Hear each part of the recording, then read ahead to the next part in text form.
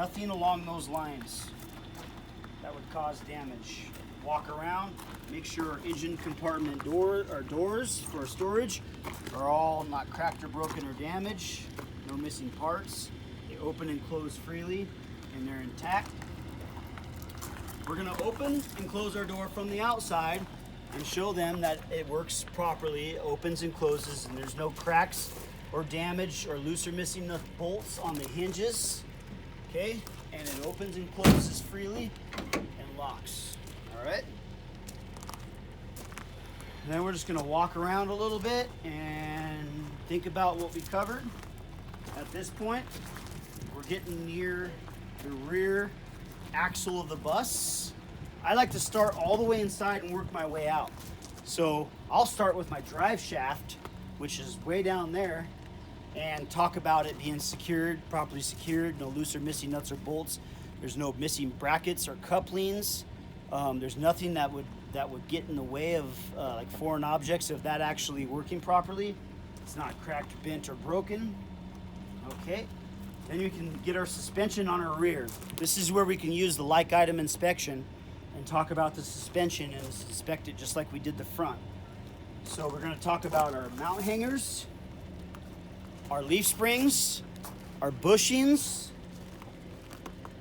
anything else including U-bolts, torque arms, and things that help with the suspension and stabilization.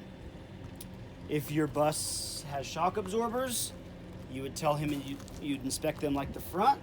If it has airbags, you would inspect the airbags differently. This bus does not have airbags. Mud flaps on both the rear and the front, you would explain how to inspect those. I inspect the rear mud flaps just like I would the front. They're all secured. They hang below mid-axle. They're not cracked or broken or damaged or excessively worn. And then you can move on to your brakes on your rear axle. My brakes, which includes my hoses, lines, and fittings, air chamber clamp, slack adjuster push rod, drums, and linings, I would inspect those just like the front.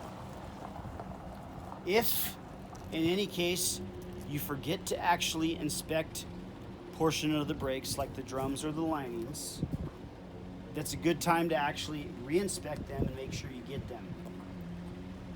Our drums and our linings both share the no oil or grease contaminants. Okay, they cannot have no loose or broken or missing parts. Our linings cannot be worn dangerously thin, not cracked or broken. Okay, and our drums cannot be cracked or broken, no holes, no excessive grooves, no oil or grease contaminants.